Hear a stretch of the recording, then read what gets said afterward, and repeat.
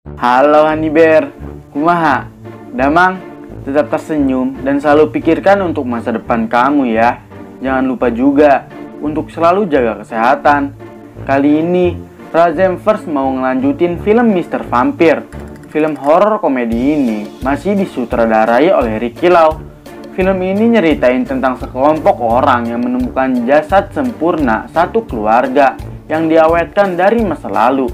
Bagaimana seterusnya? Tanpa banyak basa-basi, hayu lihat alur ceritanya.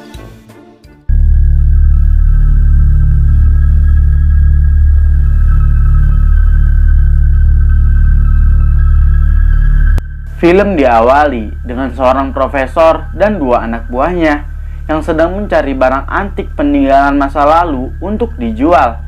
Anak buah profesor ini bernama Chicken dan Sashimi. Sashimi nemu sebuah gua dan ngasih tahu profesor. Mereka pun ke gua yang dikasih tahu tadi. Di dalam gua itu, mereka lalu ngambil barang-barang temuannya. Chicken kaget dan ngasih tahu apa yang ditemukannya. Profesor lalu nyuruh anak buahnya untuk membuka peti itu. Saat dibuka, terdapat mayat ibu, anak, beserta ada mayat ayahnya yang masih sempurna selama 1 abad. Profesor dan anak buahnya berniat membawa jasadnya untuk dijual. Di tempat mereka di lab, profesor menelpon pembeli yang mau membeli mayat zaman Qianlong temuannya. Karena pembeli itu meminta sampelnya, profesor setuju. Ia ditemenin sama Sashimi buat membawa mayat yang masih kecil. Sashimi buka kaca mobil karena gak kuat asap dari udut profesor. Kertas mantranya lepas oleh angin dari luar yang menyebabkan bocah itu kembali hidup.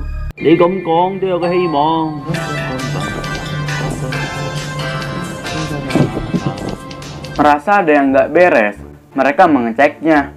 Profesor dan Sashimi kaget ketakutan melihat bocah itu bangkit lagi. Karena uang lebih berharga, mereka memutuskan kembali mengecek bocah itu. Bocah itu hilang dan hanya menyisakan robekan mantranya. Merasa khawatir dengan 2 mayat yang ada di lab, Profesor dan Sashimi memutuskan kembali ke sana. Di lab sendiri, si Chicken melihat kertas mantra di dahi mayat wanita. Karena penasaran, kertasnya ditarik untuk dicek olehnya.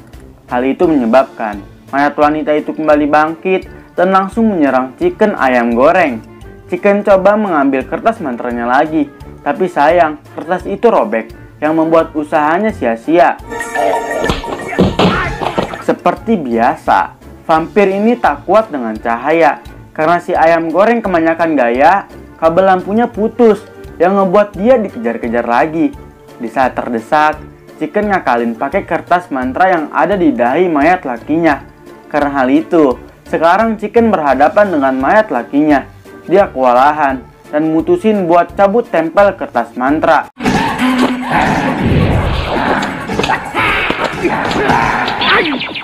Ia kecolongan tangan yang kena gigit sama vampir laki itu dan dirinya terlempar. Di kesempatan itu, untuk Chicken ayam goreng ngumpet. Tapi ia ketahuan, membuat vampir lakinya langsung mengeceknya. Karena tangan vampirnya sudah meraba-raba, Chicken terpaksa melepaskan semua pakaiannya.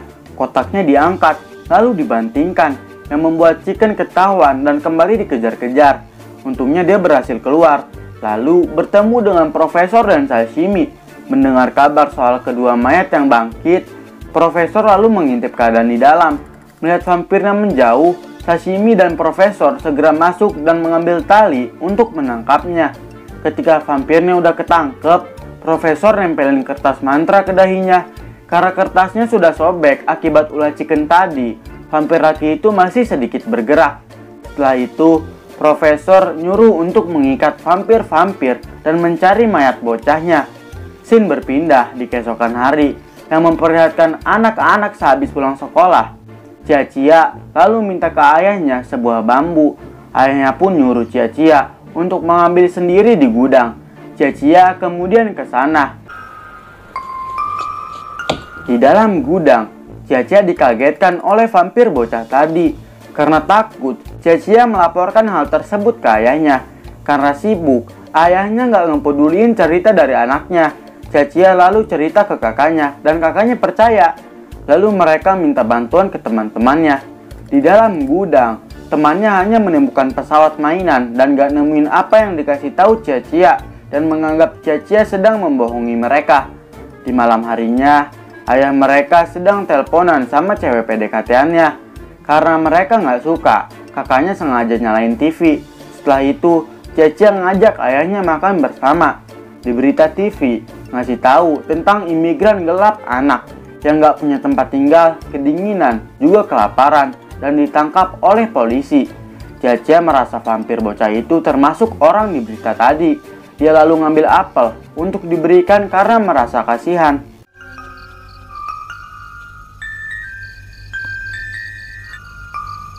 Gak lama hujan pun turun.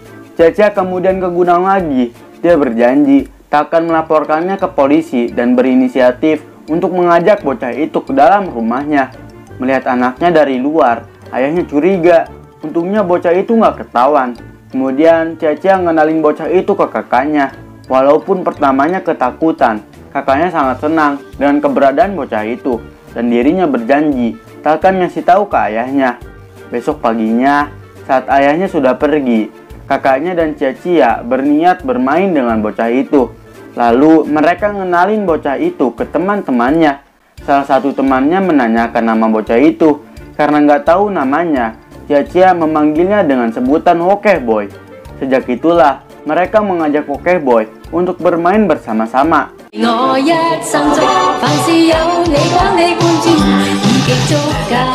Di tempat lain, kita diperlihatkan dengan pemeran guru Gao kemarin. Sekarang dirinya berperan sebagai tabib tradisional bernama Lam Qingying. Qingying kedatangan pacar anaknya bernama Jen.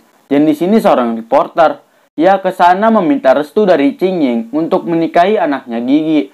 Qingying bisa saja merestuinya jika Jen sedia melanjutkan bisnis obatnya. Karena Jen seorang reporter, dia menolak. Soalnya nggak tertarik dengan bisnis obat. Nggak lama Chicken datang untuk meriksa keadaan ke Qingying. Saat Chicken ngeliatin lukanya, walaupun dia berbohong, Qingying udah curiga dia digigit oleh vampir. Lalu Qingying nyuruh Pink ngekukus beras ketan untuk penyembuhan Chicken. Karena Chicken ini masih berbohong, Qingying sengaja ngebolehin dirinya pulang buat ngikutin kemana Chicken pergi. Karena kelupaan sesuatu, Qingying nyuruh Jen dan Gigi pergi duluan ngikutin Chicken. Sesampainya di lab mereka, Gigi pergi memberitahu keberadaan Chicken ke ayahnya. Sedangkan profesor dan dua anak buahnya itu pergi lagi mencari Wokeh Boy. Dengan mudah begitu saja, Jen membuka pintu yang digembok. Saat sudah berhasil masuk, Jen nemu vampir wanita dan vampir lakinya. Bak ingin dirinya terkenal, Jen nyiapin vampir-vampirnya buat bersuah foto. Bodohnya, dia malah narik kertas mantranya yang buat dirinya dikejar-kejar oleh kedua vampir tersebut. Jen lalu ngelempar obat penenang yang ngebuat gerakan mereka di sana jadi slow motion.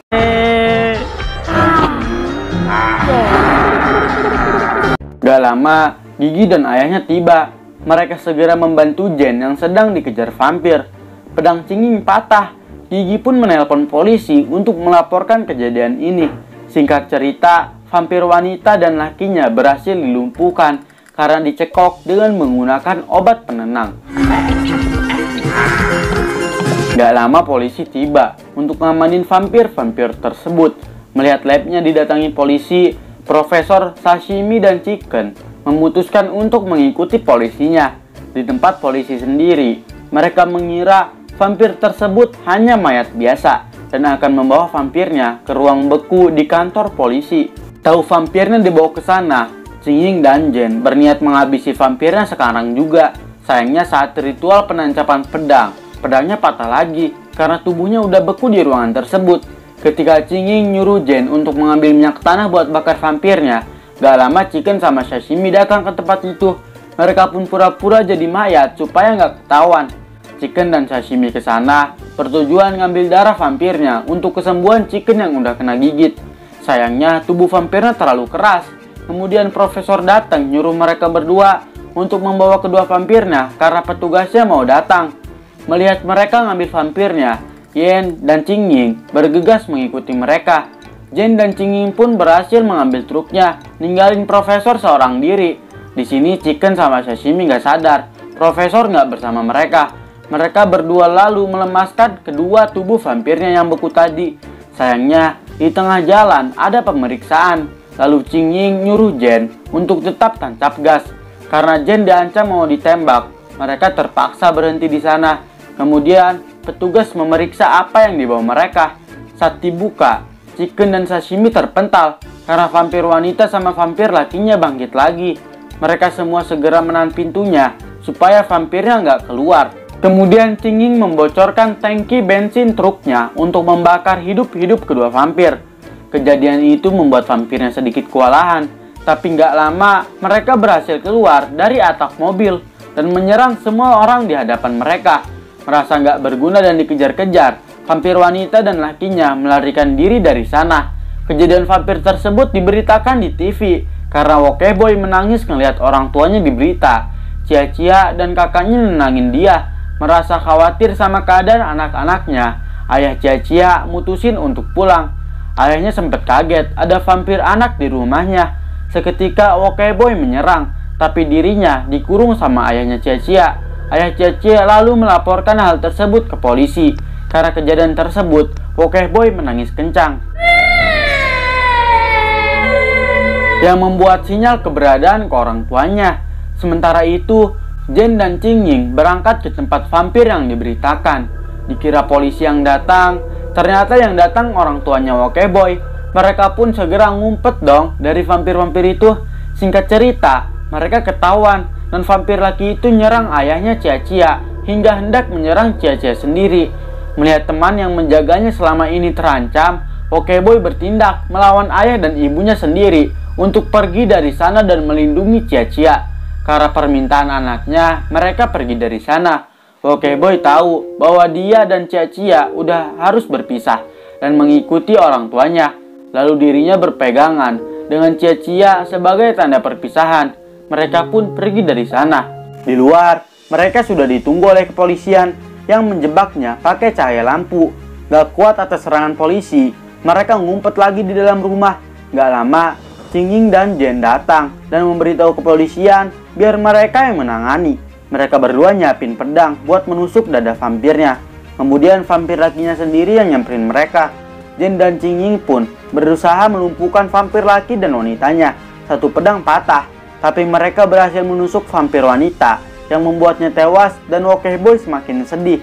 Melihat pasangannya tewas, vampir laki itu dendam dan mengejar mereka berdua. Ching Ying dan Jen lalu membawa vampirnya ke gudang untuk menjebaknya. Ternyata vampirnya belum tewas. Vampir laki itu akhirnya bisa dimusnahkan dengan tembakan kalsium sulfat. Lalu Ching Ying membawa peluru biusnya. Mereka berdua kemudian nyamperin Cia-Cia dan keluarganya karena tahu masih ada satu vampir anak.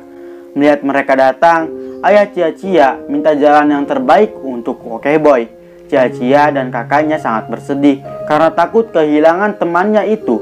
Lalu Cia-Cia coba nenangin temannya yang sedang sedih itu. Diam-diam Ching Ying ngebiusnya dan membawanya pergi untuk reinkarnasi yang lebih baik. Sementara itu, film ditutup dengan profesor tiba-tiba datang dengan keadaan tewas oleh muridnya sendiri yang sudah terinfeksi. Lalu filmnya pun selesai.